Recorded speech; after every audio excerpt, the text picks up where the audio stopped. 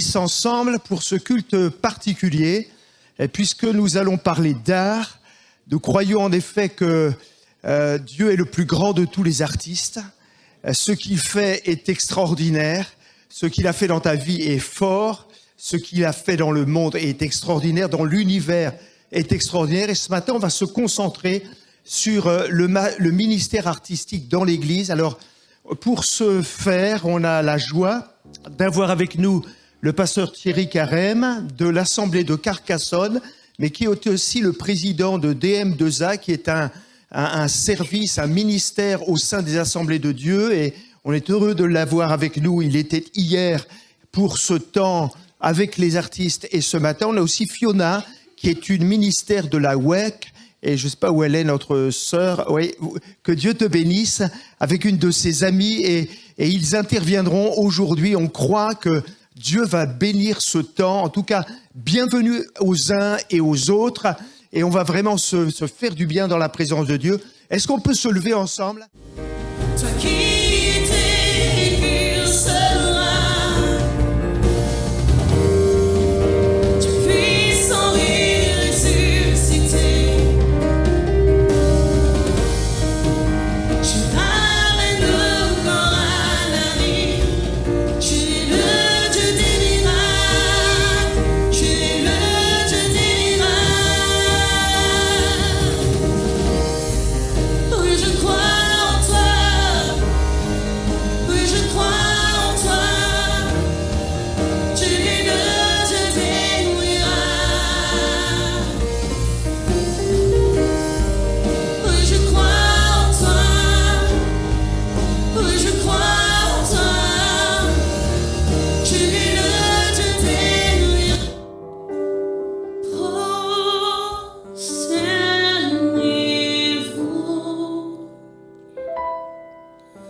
et devant votre moi, adorez-le de tout notre cœur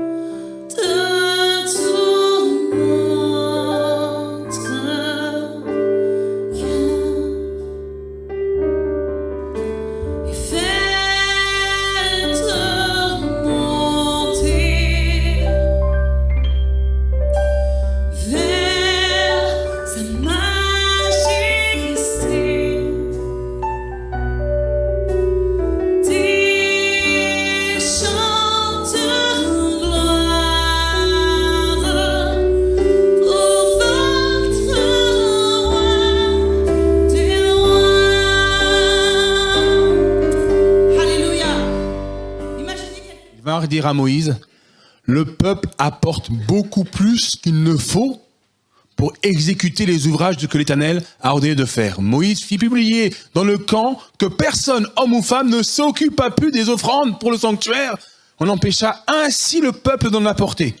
Moi, je rêve de ce jour. Je rêve de ce jour où je vais monter sur l'étrade et je vais dire, arrêtez. Arrêtez de donner. On va cacher les offrandes. On en a trop. Ça te fait pas rêver, toi, Philippe? Seigneur, je veux être Moïse, mais juste là. Ça prouve que le peuple a pris conscience qu'il devait apporter des offrandes pour la gloire de Dieu. Non pas pour la gloire humaine, mais pour la gloire de Dieu. On veut apporter au Seigneur ce qu'on a de meilleur. Et je vous encourage chacun d'entre vous à apporter pour que la passion que Dieu a eue pour nous, nous puissions lui retourner la passion que nous avons pour lui. Parce que Dieu nous aime passionnément, avec passion. Et dans tout l'Ancien Testament, on voit ces choses passer. Dieu t'aime passionnément. Qu'en est-il après ? Qu'est-ce qui se passe après ? Qui m'a invitée, je suis très contente d'être ici et pour expliquer un peu mon tableau.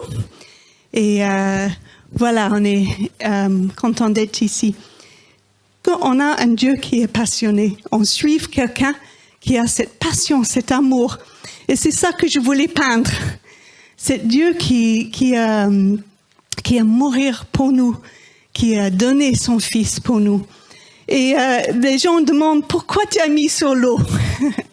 Ils demandent, mais c'est quoi ça? Et en fait, cette passion et désir, c'était là tout au début. Et quand, au commencement, dans Genèse, on avait au commencement, l'Esprit de Dieu planait sur l'eau. C'était déjà là. Dieu est le même de passé, le présent et le futur. Même là, il a déjà eu cet désir pour nous et cet amour pour nous. Et aussi, je voulais faire vraiment la gloire de Jésus qui est ressuscité, qui fait ce point entre le ciel et la terre. Alors c'est pour ça qu'il est là sur l'eau, parce qu'il fait le passage, si vous voulez. Il est le seul passage. Et on a beaucoup de symboles dans la Bible, en fait, de Jésus. On parle beaucoup de l'eau. On passe par la baptême. 1 Jean dit qu'il y a l'esprit, le sang et l'eau. 3 sont le témoin. Et aussi, on parle de Jésus qui... Je voulais vraiment montrer Jésus qui nous appelle de rentrer dans ce royaume, l'appel de son amour, de ce qu'il a fait. Il a mourir pour nous, mais il nous guérit aussi par son sang. Et au même moment qu'il nous appelle de joindre, d'être pécheurs, d'hommes comme lui, il est. Alors c'est pour ça aussi j'ai les poissons et j'ai fait un tout petit peu en forme de éternité, parce que l'idée c'est au début jusqu'à l'éternité, ça change pas. Et on voit que les poissons sont plus allumés ici parce que ils ont trouvé la lumière, ils ont passé par le sang de Jésus. Maintenant ils plongent dans le noir, là où il y a plein de poissons qui ne connaissent pas encore Jésus, pour le ramener aux lumières.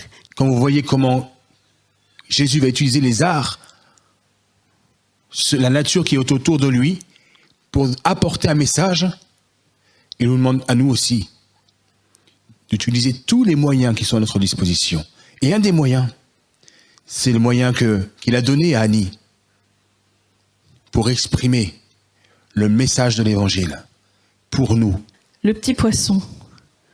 J'étais un petit poisson insoumis, nageant au gré de mes envies, au creux des rochers où foisonne la vie, dans les courants agités et dans les accalmies.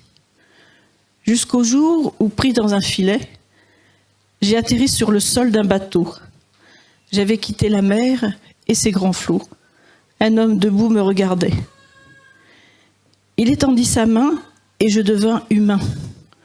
Mais j'avais toujours le même caractère. J'étais énervé et rebelle en tout point. Il a vu mes péchés, il les a jetés à la mer. À ce moment-là, je me suis senti léger. J'étais en présence du meilleur des pécheurs. Il m'avait pardonné, il connaissait mon cœur. Il m'a dit, à ton tour, je te regarderai pécher. Des miracles, j'en ai fait et j'en referai encore.